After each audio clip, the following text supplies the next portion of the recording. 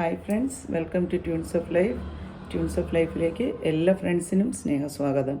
അപ്പോൾ ഞാൻ ഇന്ന് വന്നിരിക്കുന്നത് നമ്മുടെ ടീച്ചിങ് ഫീൽഡുമായി ബന്ധപ്പെട്ട വീണ്ടും കുറച്ച് കാര്യങ്ങൾ പറയാനാണ്. അന്ന് നമ്മൾ കുഞ്ഞുങ്ങളെ എങ്ങനെ ഡീൽ ചെയ്യണമെന്നൊക്കെ ഉള്ളത് കുറച്ച് കാര്യങ്ങൾ ഞാൻ പറഞ്ഞിരുന്നു.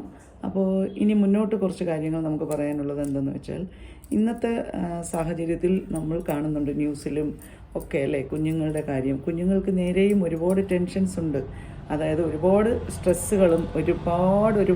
സ്ട്രെസ്സുകളിലും ഫ്രസ്ട്രേഷൻസിലും കൂടിയാണ് നമ്മുടെ കുഞ്ഞുമക്കളും കടന്നു പോകുന്നതെന്നുള്ള കാര്യം നമ്മൾ ടീച്ചേഴ്സും പേരൻസും മറക്കാതിരിക്കുക എന്നുള്ളതാണ്.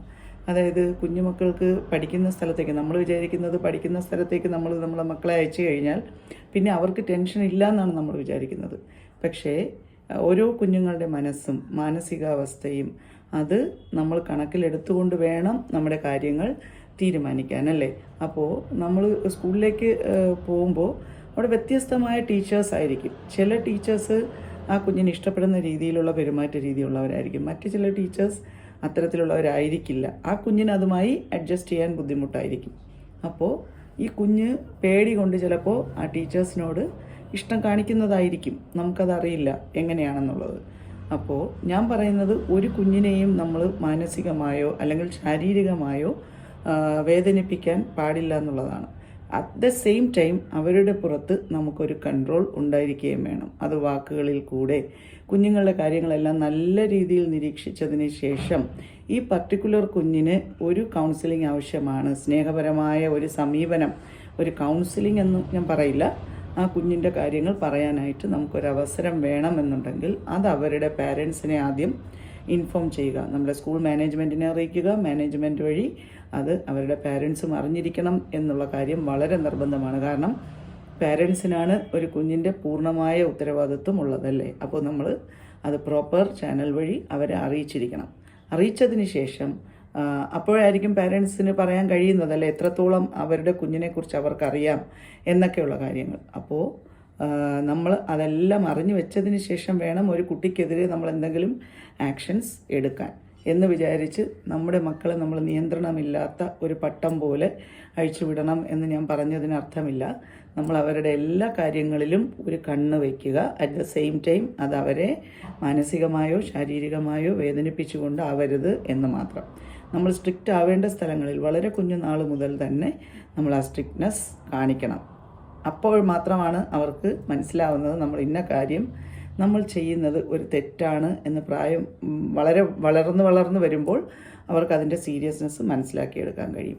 എല്ലാവരെയും നമുക്ക് തിരുത്താൻ കഴിയും എന്നൊന്നും നമുക്ക് അവകാശവാദം ഉന്നയിക്കാൻ കഴിയില്ല. പക്ഷെ കുഞ്ഞുങ്ങളാണല്ലോ നമ്മുടെ സ്വത്തെന്ന് പറയുന്നത് അല്ലേ. ഭാവിയുടെ വാഗ്ദാനം, നാളെയുടെ വാഗ്ദാനമാണ്, നാളത്തെ സിറ്റിസൺസാണ്. അപ്പോൾ അവരെ വാർത്തെടുക്കുന്നതിൽ നമുക്ക് വളരെയധികം ഒരു റോളുണ്ട് ഒരു ടീച്ചേഴ്സിന്. അപ്പോൾ അത് നമ്മൾ കരുതലോടുകൂടി ചെയ്യുക. ഒരു കുഞ്ഞിൻ്റെ ഭാവിയും നമ്മളെപ്പോലുള്ള അധ്യാപകർ കാരണമോ അല്ലെങ്കിൽ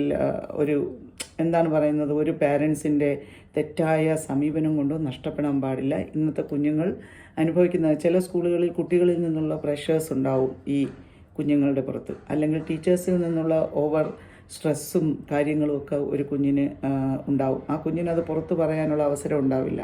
അപ്പോൾ അതൊക്കെ നമ്മൾ കുഞ്ഞു ക്ലാസ്സിലെ സപ്രസ് ചെയ്ത് അടിച്ചമർത്തി മനസ്സിൽ തന്നെ വയ്ക്കും. വീട്ടിൽ പോയി പറഞ്ഞാൽ പാരൻസ് അത് അംഗീകരിക്കില്ലെന്നോ അല്ലെങ്കിൽ ടീച്ചേഴ്സിനോട് ഓപ്പണായിട്ട് ചെന്ന് പറയാനുള്ള ഭയമോ ഒക്കെ ഒരു കുഞ്ഞിനെ പല കാര്യങ്ങൾ ഓപ്പണായി പറയുന്നതിൽ നിന്ന് പിന്തിരിപ്പിക്കും. അപ്പോൾ അങ്ങനെയുള്ള ഇതില്ലാതെ നമ്മൾ ഒരു ഓപ്പൺ ടോക്കിനുള്ള അവസരം നമ്മളെപ്പോഴും ആ കുഞ്ഞുങ്ങൾക്ക് കൊടുക്കുക, ആ ഒരു ഫ്രീഡം കൊടുക്കുക. അറ്റ് ദ സെയിം ടൈം അവരെ ലിബറലായി ഒരു നിയന്ത്രണവും ഇല്ലാതെ അഴിച്ചുവിടുക എന്ന് ഞാൻ പറയുന്നതിന് അർത്ഥമില്ല. നല്ല ഒരു കൺട്രോളിലൂടെ, സ്നേഹപരമായ സമീപനത്തിലൂടെ തിരുത്തേണ്ട തെറ്റുകൾ തിരുത്തി അവർക്ക് തെറ്റ് മനസ്സിലാക്കിച്ച് അവരെ മുന്നോട്ട് നയിക്കാൻ നമ്മൾ ഓരോ അധ്യാപകർക്കും അതുപോലെ തന്നെ പാരൻസിനും അവരെ അറിയുന്ന ആൾക്കാർക്കും അതിലൊരു ബാധ്യതയുണ്ട്. അത് നമ്മുടെ ഒരു മോറൽ റെസ്പോൺസിബിലിറ്റി ആയിട്ട് എടുക്കണം. ഓരോ കുഞ്ഞും നമ്മുടെ വീട്ടിലെ കുഞ്ഞാണെന്നുള്ള ധാരണയും വിശ്വാസവും ഓരോ ടീച്ചേഴ്സിനും ഉണ്ടായിരിക്കണം എന്നുള്ളത്.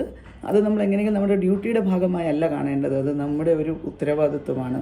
നമ്മുടെ കുഞ്ഞാണ് നമ്മുടെ മുന്നിലിരിക്കുന്നത്. നമ്മുടെ വീട്ടിൽ നിന്ന് വന്ന ഒരു കുഞ്ഞാണ് ഈ ഫ്രണ്ടിൽ ഇരിക്കുന്നത്, നമ്മുടെ ക്ലാസ് മുറികളിൽ ഇരിക്കുന്നത് എന്നുള്ളൊരു ബോധ്യം നമുക്കുണ്ടായിരിക്കണം. ഇതെല്ലാ അധ്യാപകർക്കും ഉണ്ട്.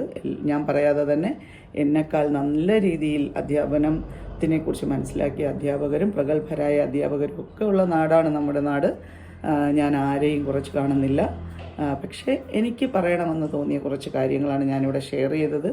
അപ്പോൾ കുഞ്ഞുങ്ങളുടെ കാര്യത്തിൽ നമുക്കൊരു പ്രത്യേക കരുതലും ശ്രദ്ധയും എപ്പോഴും ഉണ്ടായിരിക്കണം എന്നുള്ളതാണ്. ഹൈ മാർക്സ് വാങ്ങാൻ കഴിഞ്ഞില്ലെങ്കിൽ പോലും നമുക്ക് നമ്മുടെ കുഞ്ഞിനെ നല്ലൊരു മനുഷ്യനായി വളർത്തിയെടുക്കാൻ നമ്മളാൽ കഴിയുന്ന കാര്യങ്ങളെല്ലാം ചെയ്യുക എന്നുള്ളതാണ്. അപ്പോൾ അടുത്ത ഒരു വ്ളോഗിലൂടെ കാണും വരെ എല്ലാവർക്കും താങ്ക്സ് കേട്ടോ.